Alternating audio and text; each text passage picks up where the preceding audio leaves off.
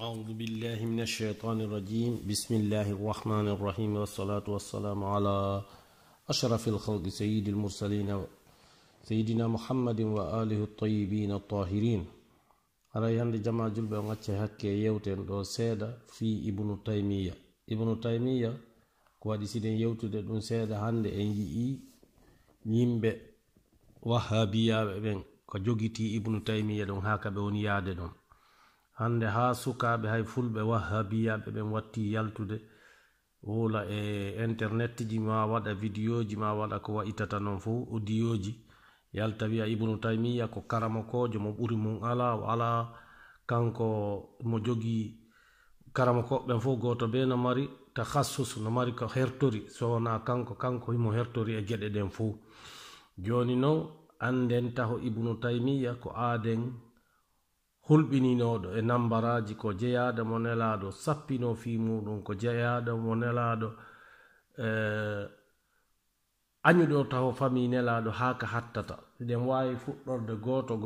ɗen wawi fuɗɗorde taw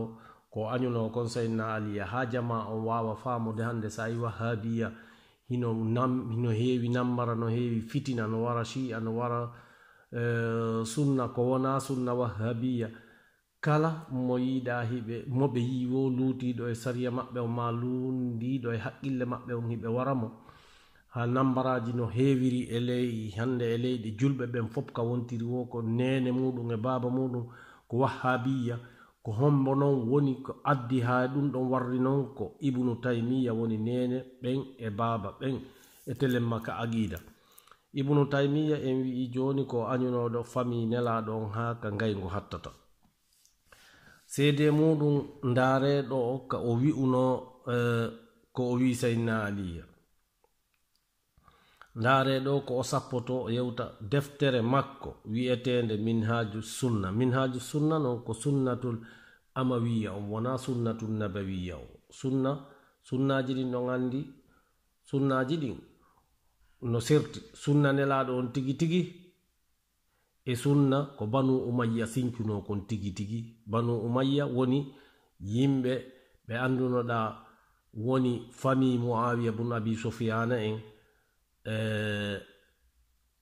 ha hewti ɓe marwaniyankoɓen banu marwana ɓe laaminoɓe ha banu abbasi ari hettiti laamu ngun ɓen ɗon on ɓe fop maɓɓe ko sunna goto ɓe jogino ko ɓen jogino sunna montugol diina kan itta batte makka ka nelaɗo adduno kan ko ɗum adduno yoɓe waru ɓeygure nelaɗo nden ɓe asasina ɗe ɓe raɗoɓe ha kaɓe woni wo kaɓe wontiri wo ɓe jokke ɓe soke ɓe ware ɓe fop maɓɓe nde fuɗɗorno sayyidina aliya awa sa yi noon ko naadi hakkille jama on ko naadi konguɗi yimɓe ɓen e ɗiɗo piiji ko o wi'eteɗo ibnu taymiya no jeeya e ko wurniti haqqillaji ɓen amawiyankoɓe ndareɗo yewtere makko ko o wi himo yawo imamu ali hara ɗen wawi kadi ƴettoyde ñande goo yewtere fiika o yawi nene fatimatu zahra o wi ɗo ka deftere makko wiyetende minhaju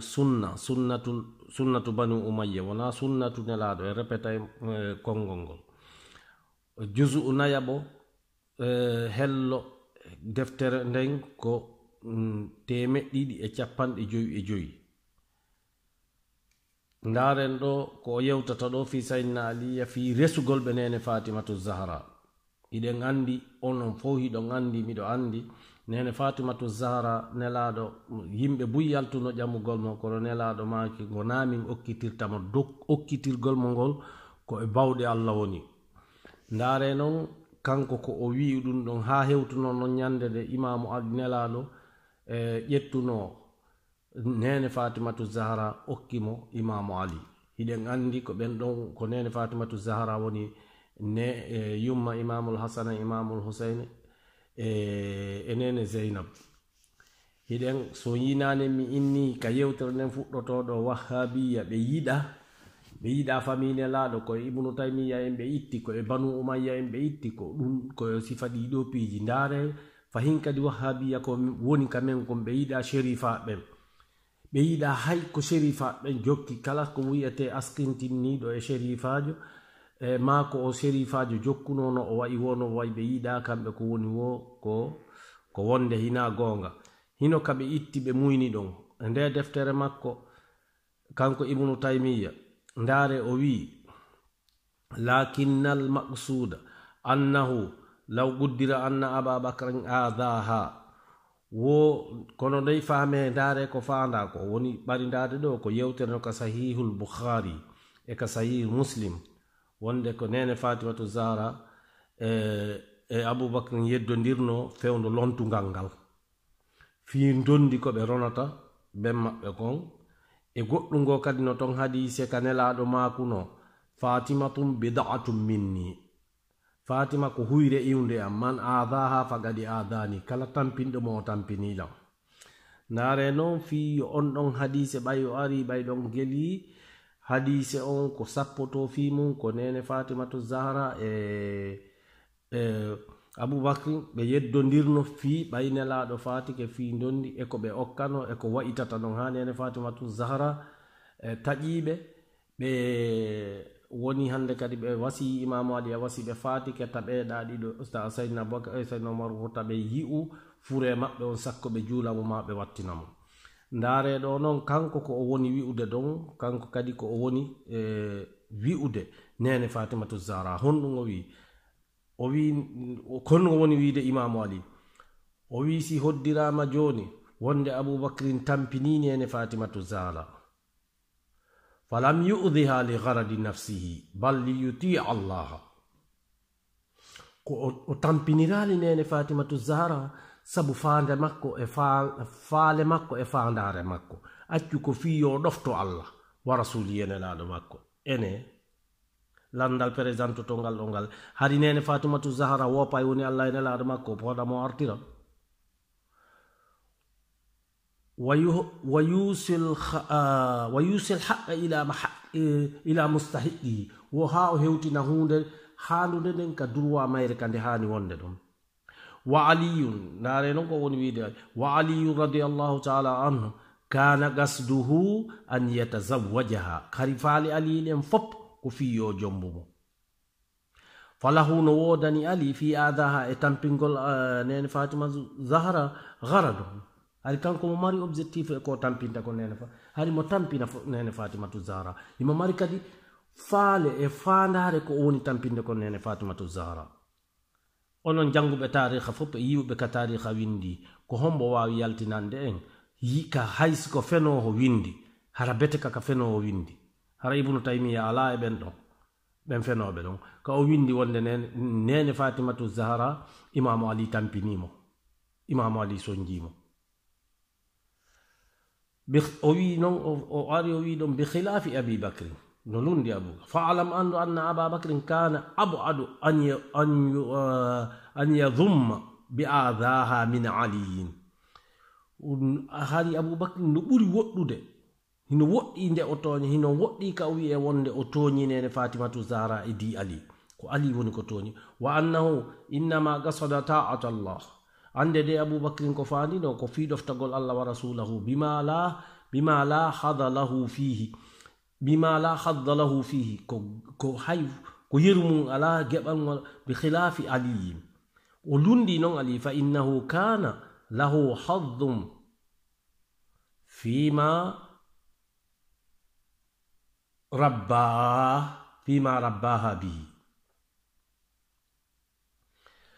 rabbaha bihi e ko o waɗi e nene fatimatu zahra ko wa aboubacrin kana min jinsi man hajara ila llahi wa rasulihi ɗo noon kaɗo haala wattane yilla moƴƴe kaɗo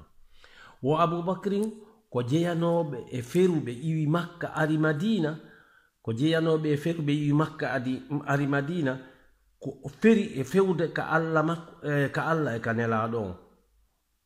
on ko honɗum o woni sappade ɗon en yiya joni ko woni wiide ali wa hada la yushbihu ko aboubacrin feriɗo iwgol makka ara ka nelaɗo e ka allah e ka nelaɗo mum on la yushbihu nandata man kana maqsudahu imra'atin yatazawwajaha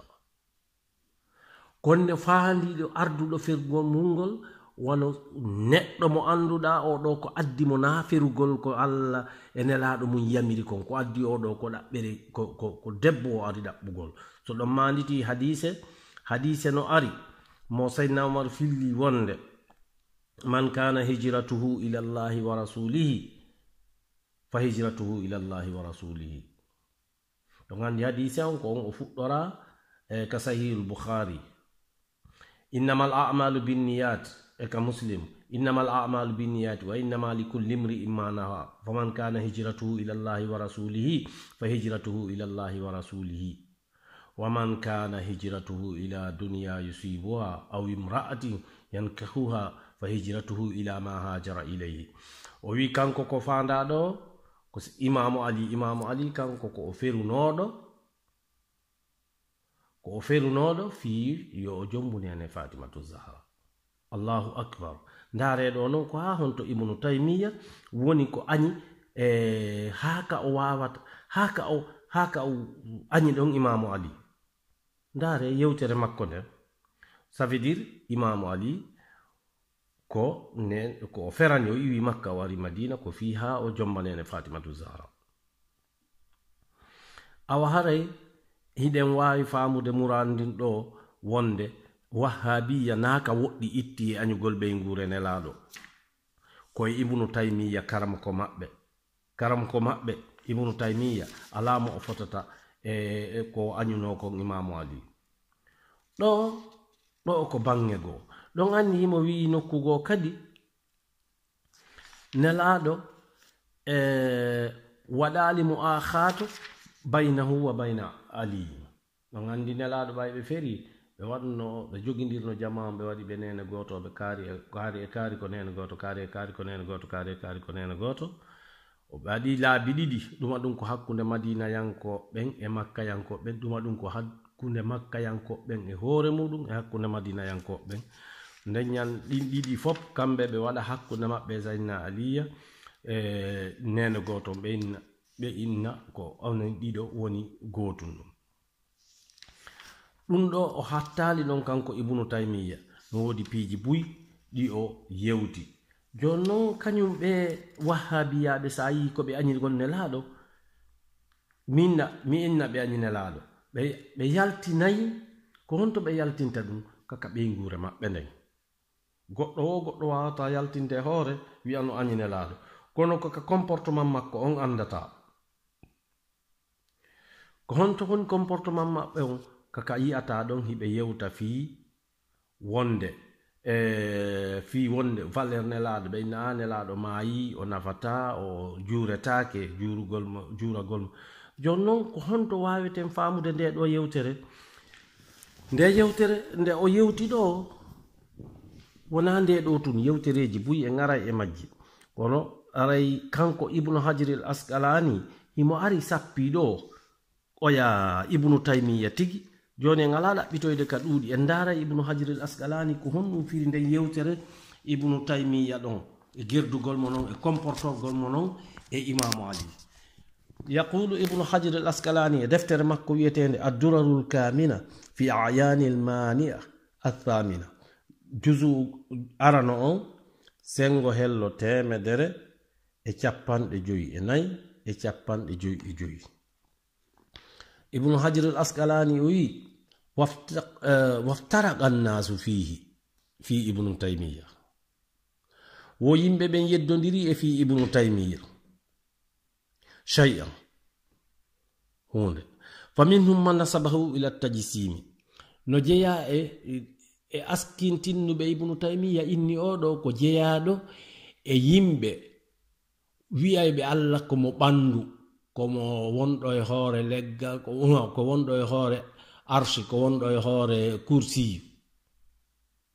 ɗon andi hay ɗeɗo balɗe son wattani illa on heɗi ke karama ko jo wahhabiyajo kadi no yalti no wowla ka internet hino inna Allah hino ka arshi himo ka kammu dow ga e hoore ka woni ka kammu kon himo ka arshi makko arshi on non o wi hino ka ndiyam honɗam kanko on karama kojo wowla kanko on wahhabiyajo wowlayɗo ɗum non ko honɗo non o wi kanko Ibnu Hajar al Asqalani wonɗen yewtude ɗo yewtere muɗum o wi lama dhakara fi al-aqida ko yewtu kon fi aqida wal wasitiyya wa ghayriha min dhalika ko yewtu ko honnu min dhalika no jaydu qawlu innal yad wal qadam was saq wal wajh sifatun haqiqiyyatun lillahi wodidi koko nan den do qur'ana no wiya ka no yewta yewtereji go wawdi ni ka qur'ana wodun don wona ko wadete firo e taawilaji mun jettataaki ayejo go firire godde go dum don ko reality Allah no mari koyde imo mari juude imo mari yeso din don fu ko sifaji haqiqaji ça veut dire Allah hino nandi e tagado musibe dum do mi accidi goto e hoore mum fu wattangol do hakkille dum do koko lundi e karamo kobe adinobe ibnu taymiya be wona wonbe e manhaju ibnu taymiya ben dum do koko lundi hadiseje nelado sellude yaadude e qur'ana mo anduda hino firi de do ayeje harana de do ayeje wonde mutashabihude hara ko ayeje tabintinude laysa kamithlihi shay'un wa huwa as-sami'ul basir hara ko ayeje wi ayde den ala ko wa'i wa makko si woni mo mari jungo mo mari koyde mo mari yeso en wi ala ko wa'i wa makko ara en wadi contradiction anana no biya benno ara inna no jungo makko go nano wa'i wa jungo mango inna goki no jogi jungo dunda no jogi koyngal dunda no jogi dum kono ko goto benanda kono no wa'i ko koyngal e jungo no wa'i wono wa'i sikonge sa ayari kanayɗin yeso wangal ko koyngal sa ayari ka yimɓe ɓen jungo ngon ko jungo sa ayari ka baaɗi ɗin jungo ngon ko jungo kono si woni ko jungo hara e jungo ko jungo kono kanko non ibnu hajar al asqalani mo sifanade en wonde ko honɗum jama on tumiri ibnu taymiya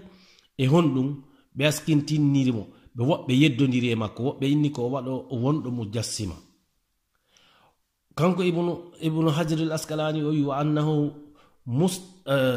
wonde ko kongudi o yadingo woni sile wa annahu mustawan ala al arsh bi dhatihi wo alla no fotondiri ka arshi makko ko nan den nane ko mi filliti nane ko wahabiyajo woni ko ila an yaqula ha wa minhu kanko ibnu hajar al asqalani o wi kad wa minhum man yansibuhu ila zindaqat wodi kadi wiɓe on ibnu taymiya ko o zindigue on sikkude ko ya wolani en da ko gonga wonde hari wan on ala kanko ala ka wana mutakhassisu kanko cende den fu ala ko janga e modien o wi honnum wadi si jama on wiiri mo ko zindigo ko o wi kon an li gawlihi annabiyyu la yustaghathu bihi wonde ne laado faabortaake goddo torota ko alla faabitora ne laado wano ko pullo fuuta innata ko Allah mi tori kema Allah mi fatti kema yo ne laado wo dum don wawletaake ko dum wadi so yiwa ha biyano innama men ko heferbe ko sifa di piiji wa anna fi dhalika naqisan wa ma'a min ta'zim an-nabi wa man'a min ta'zim an-nabi dum do fu ko duytugol valeur ne laado e duytugol mo e yawagol mo fahin kadi ibnu asqalani wi wa minhum man yansibuhu ila an-nifaqi no jeya e yimbe wi aybe ibnu taymiya kadi ko nafiqijo no jeya e karamo ko be l'islam e wi aybe ko nafiqijo don andi non nafiqi ben ko fi darkil asfali minan nari ko honnum kon wadi ibnu hajar al asqalani wi dum fi ligawlihi fi ali ma taqaddama sabu ko o yewtuno kon ka deftere don de no wodi ko filli don de ko ibnu taymiya yewtuno fi imamu ali honno wino ay gadiyati annahu akhta fi 17 shay'an wo mas'alaji sappo e jeddi di imamu ali woni ko falji e l'islamu ha o wi e majji nokkeli go wonde imamu ali maayu piiji bus e nder sunnatun nabawiyya o imamu ali anda musidɓe goɗɗo jokki o ɗo ko o wi ɗon imamu ali ma ko o wi jokkuɓe imamu ali ɗon o haray hawnaki ndaren noon o wi innahu ay aliyin o wi kadi ay aliyin woyi ali o kana makhdulan ko ibnu taymiya woni yewtude ko o yawoni fillitade yewtere makko nden non kadi hinde ka minhaju sunna annabawiya holi nden ko honnum o wi ɗon o wi wonde imamu ali kana makhdulan ko o tertaɗo hay so tawajjaha kala ka o hucciri wa annahu hawala alkhilafa o gerino e hendora lontangal miralan raabiji buy falam yanalha o heɓali ngal wa innama gatala lirri'asa andudey ko o haɓani jama o ko fiyo o laamo laali diyanati la sabu dina kan na fi jihadi ko imamu ali waɗi kon fo e fewnone laaɗo yeno gerdi noon fop ko kanko hina fiyo imamu ali na fiyo dina kan daro malgré nelaɗo makuno wonde dina kanko darori ko sabu kafa sayna aliya kan e jawdinene khadija nin kono ibnu taymiya o mo anduɗon ibnu taymiya o mo anduɗon o ala ɓiɗɗo o yahano hajju ibnu taymiya meeɗali hajjode o ala ɓikkun ibnu taymiya o ko o non tigi wi nel imamu ali wa innama gatala lirri'asa la liddiyana o wi ko sabu laamagol wa gawluhu e wi'ugol mo kadi imamu ali innahu kana yuhibbu ri'asa wo har imamu ali no yiɗi hoore yagal no yiɗi laamu o wi kadi wali gawli aslama aboubacrin cheikhan yadri ma yaqulu seydna aboubacar ko jaɓi allah ka wonti julɗo hari ko o mawɗo kanko mo andi koɓe wa aliyun aslama sabiyan ali ko wonti julɗo hari ko o paykun wasabiyu la yasihu islamuhu wo islamu paykun sellata dareɗo de ko ɗum ɗo wi seydna aliya ko ɗum ɗo wi imamu ali wa bi kalamihi fi qissati khutbati bani bint abi jahalin e kadi yewtereji buy ko yewti hoore imamu ali wonde imamu ali falano ƴamude ɓiɗɗo abu jahalin on o ha nelaɗo innimo wonde ɓiɗɗo gaño allah on e ɓiɗɗo am min rendata e suudu woturu o ɗum ɗon kadi koko o tampiniri nene fatima wa anna aliyan mata wama nasiyaha nela imamu ali hay fi o haɗama resugol ɗon o mayino hari o yejjitali on suddiɗo ha o maayi hakke ko falanomo jombude ndare dey ko ha honto ibnu taymiya moɓe innata ɗo hande komo gandal o nyawdayno hay jinna mo ala ɓuri mum ala ndaren ɗo kadi non fa innahu shanna'a fi dhalika fa alzamuhu binnifaqi ko ɗum waɗi wo sikkarama koɓen ko ibnu hasr al asqalani woni ko yewti nde ɗo yewtere ko ɗum o aybiniri imamu ali ko ɗum waɗi si jama on ñiiɓindini wonde o ko o naafiqiijo sabu hadise no ka honto ka sahihul muslim ya ali la yuhibbuka illa mu'minun wala yubghiduka illa munafiqun ka fadailu imamu ali fadailu sahaba kitabu fadailu sahaba babu fadailu ali ibn abi talib wonde nelaɗo maki ya ali la yuhibbuka illa mu'minun wala yubghiduka illa munafiqun yiɗatama sona gonɗinɗo añatama sona nafiqijo ko ɗum waɗi si ibnu hajril asqalani si fani en ɗo wonde hari jama on ko ɗum waɗi karamo koɓe ɓen si tumirimo ko o nafiqijo koko añuno sayyidina aliya kon hawnaki noon imamu ali ko kanko wonno ko warno heferɓe buy bandiji hooreɓe ɓe banu umayya ɓe ibnu taymiya mahanayno hakkillaji mum e ko ɓe waɗayno kon fof e imamu ali ko kanko wonno ko wallitiɓe ha dari fi muɗum haray ibnu taymiya ko yen faamu do na wasi ko yimɓe ɓen wowlata ɗo kon ɗayna en wowla e hoore ɗaynugol ɗen inna ibnu taymiya ko karamakojo kelɗunoɗo waɗuɗo ni ɗum wona gonga ndaren noon si en heɓay hadiseje yewtude ko nanditata e ɓe wahhabiyaɓe e nambaraji muɗum ko wa'itata noon e ko ɓe yewtuno ɗon geli حديث في اللام من أحاديث الرسول صلوات الله وسلامه عليه وعلى أهل الطيبين الطاهرين ويخرج في آخر الزمان يلتو ييك سكتو دي زمانون في بلد مسيلمة رجل أو رجل يغير دين الإسلام غوركو يلتو ييتو نون ko Muhammad ibn Abdul Wahhab jokkudo ibnu Taymiya honno non be wiiri kadi be filli kadi hadise dimmo qawlu nabi sallallahu alaihi wa sallam sayazharu min najd yaltay ka wiete najd andi saudi do ko najd wiete no aduru ne baali bi saudiyanko ben sansi dum be watti inde mama soro mabbe be wi dum najd o wi yakhruju sayadharu fa'nu min najd shaytanu yatazalzalu jaziratal arabi min fitnatihi nambara makko on hundito to huɓitay jaziratul arabiya ndaare hande nambaraji ka woodi e nder moyen orient ndaare qatar saudi ko ɓe finance no terroriste hiɓe wari yimɓe ka wiyete Syrie ɗo ndaare kadi nambaraji ko ɓe woni wadde hiɓe wara yimɓe Yemen ndaare Boko Haram ko ɓe woni wadde ɓe finance ɗum no wara yimɓe Nigeria ala hande Mali Bamako ɗode ko kamɓe fo e service ji maɓɓe occident kamɓe woni yaadude ɓe finance mbuɗi ɓe wara yimɓe e inde l'islamu maɓɓe wahhabiyajo maɓɓe fahin kadi ko honno woni mande ko andirte ko honɓe woni ɓen ko kamɓe ni ɗon andi murandum e be famemɓe anden ko hombe nayi wontun en sappike e maɓɓe est ce que hadiseje ɗen no yaadi e maɓɓe wa qala nabiyu sallallahu alayhi wa alihi wa sallam anhu yaqra'una alqur'ana la yujawizu taraqihim yamruquna min ad-din kama yamruqu as-sahmu